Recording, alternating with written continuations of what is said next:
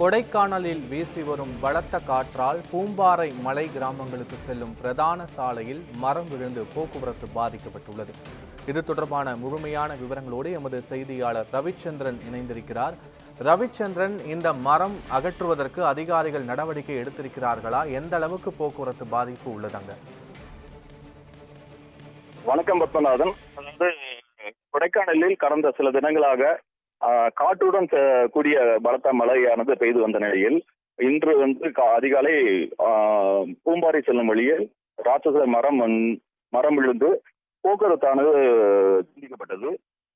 ஏற்கனவே தேசிய பேரிடர் மீட்பு குழுவினர் இங்கு முகாமிட்டுள்ள நிலையில் தற்பொழுது அவர்கள் உடனடியாக அந்த பகுதிக்கு சென்று அந்த மரத்தை அகற்றும் பணியில் ஈடுபட்டு உடனடியாக துரித நிலையில் அகற்றி போக்குவரத்தை சரி செய்துள்ளனர். இதேபோல் கொடைக்கானல் நட்சத்திர ஏரி அருகே ஒரு மரம் விழுந்து ஏரிச்சாலை முழுவதுமே போக்குவரத்தானது பாதிப்புக்குள்ளானது. அந்த மரத்தையும் உடனடியாக அகற்றி தற்பொழுது கோட்டாட்சியர் சம்பவத்திற்கு சென்று போக்குவரத்தை சரி செய்துள்ளனர். பத்மநாதன்.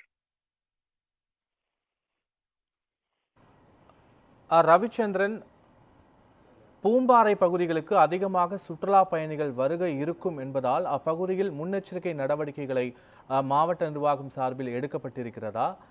அங்குள்ள மக்களின் நிலை என்னவாக இருக்கிறது?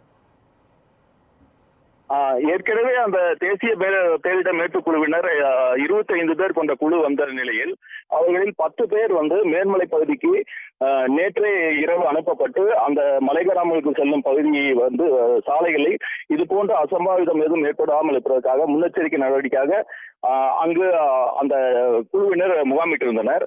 இந்த நிலையில் காலையில் விழுந்த மரத்தை உடனடியாக ஒரு மணி நேரத்தில் உடனடியாக சரி செய்து போக்குவரத்து மற்றும் மலை கிராமங்களுக்கு செல்லக்கூடிய போக்குவரத்து அனைத்தும் துரிதமாக சரி செய்யப்பட்டுள்ளது.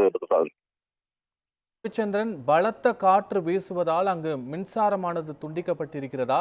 ஒருவேளை மின்சாரம் துண்டித்திருந்தால் அதனை உடனடியாக சரி செய்ய அதிகாரிகள் தயார் நிலையில் இருக்கிறார்களா? அதாவது காலையில் விழுந்த அந்த மரம் விழுந்த ஒரு மணி நேரம் அந்த மலை கிராமம் முழுவதுமே அந்த மின் இணைப்பானது துண்டிக்கப்பட்டது. குறிப்பாக அந்த மரத்தை அப்புறப்படுத்திய பிறகே ஒரு சில மணி நேரம் கழித்து அனைத்து மலை கிராமங்களுக்கும் மின் வசதியானது உடனடியாக ஏற்பாடு செய்யப்பட்டது. விவரங்களுக்கு நன்றி ரவிச்சந்திரன்.